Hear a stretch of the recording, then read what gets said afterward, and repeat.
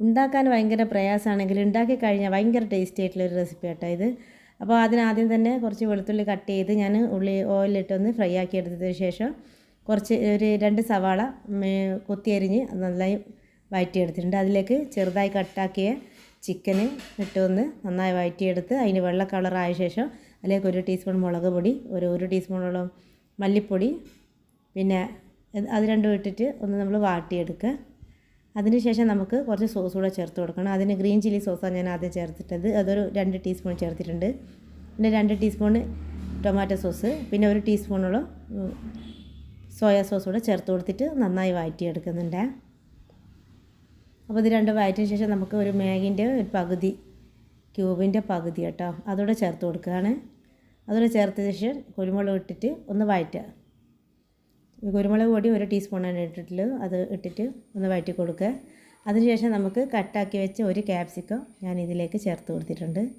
അപ്പോൾ എല്ലാം കൂടിയാകുമ്പോൾ നല്ലൊരു ടേസ്റ്റി ആയിട്ടുള്ളൊരു ഫില്ലിംഗ് ആയിട്ട് വരും. പിന്നെ അതിനുശേഷം കുറച്ച് ഇപ്പോൾ ചേർത്ത് കൊടുത്തത് ഗരം മസാലപ്പൊടിയാണ്. അതുകൂടെ ചേർത്തൊന്ന് വഴറ്റിയ ശേഷം നമുക്ക് 2 ടേബിൾ സ്പൂണോളം മൈദപ്പൊടി ചേർത്തിട്ട് ഒന്ന് നന്നായിട്ട് വഴറ്റിയെടുക്കാം. അപ്പോൾ ഇത് നമുക്കൊരു ക്രീമി ആയിട്ടുള്ളൊരു ഒരു ഫില്ലിംഗ് ആക്കി എടുക്കണം. അതിന് വേണ്ടി ഞാൻ 1 കപ്പോളം പാലൊഴിച്ച് കൊടുക്കുന്നുണ്ട്. ഗരം മസാല ഇട്ട് ഒന്ന് സോട്ടായ ശേഷം മാത്രമേ പാലൊഴിച്ച് കൊടുക്കാവുള്ളൂ കേട്ടോ. അപ്പോൾ നല്ലൊരു ടേസ്റ്റി ആയിട്ടുള്ള ഒരു ക്രീമി ആയിട്ടുള്ള നമുക്കൊരു സോസ് കിട്ടും. പിന്നെ ആവശ്യത്തിനുള്ള ഉപ്പൂടെ ചേർത്ത് നന്നായിട്ടൊന്ന് കുറുക്കിയെടുക്കുക. ഇപ്പോൾ കുറച്ച് ലൂസാണെങ്കിലും ഇതൊന്ന് തണിഞ്ഞ് കഴിയുമ്പോൾ നല്ല സെറ്റായിട്ട് വരും കേട്ടോ. അപ്പോൾ നമുക്ക് നമ്മുടെ ഫില്ലിങ് റെഡി ആയിന്. പിന്നെ അടുത്തതായിട്ട് ഞാനിവിടെ ഒരു ഡോ തയ്യാറാക്കി വെച്ചിട്ടുണ്ട്.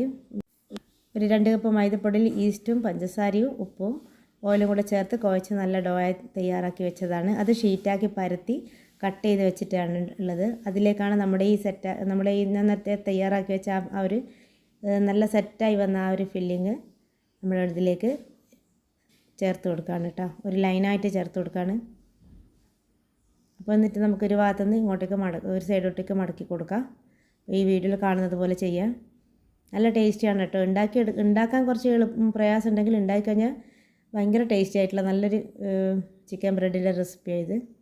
അപ്പോൾ എല്ലാവരും ഇതൊന്ന് ട്രൈ ആക്കി നോക്കുക കേട്ടോ. അപ്പോൾ നമുക്കിത് ബാക്കിയുള്ള ഭാഗം ഒന്ന് കട്ട് ചെയ്യുക. എന്നിട്ട് നമുക്കിതൊന്ന് ഓരോ പീസാക്കി കട്ട് ചെയ്ത് ബേക്ക് ചെയ്ത് എടുക്കുക. ബേക്ക് ചെയ്യാൻ ഞാൻ എൻ്റെ ഓവനിൽ 200 ഡിഗ്രി സെൽഷ്യസിൽ ഒരു 20 മിനിറ്റ് ബേക്ക് ചെയ്തിട്ടുണ്ട് കേട്ടോ. അപ്പോൾ ഇത് നമുക്ക് ഓരോന്നായിട്ട് ട്രേയിലേക്ക് വെച്ച് കൊടുക്കാം. എന്നിട്ട് ഇതിൻ്റെ മേലെ നമുക്ക് കുറച്ച് മുട്ടയുടെ മഞ്ഞ അടിച്ച് ഒന്ന് പതിപ്പിച്ചിട്ട് അതിലേക്ക് ഒന്ന് മേലെ നിന്ന് സ്പ്രെഡാക്കി കുറച്ച് എള്ളൂടെ ചേർത്ത് കൊടുത്തിട്ട് ഒന്ന് ബേക്ക് ചെയ്തെടുത്താണ് കേട്ടോ.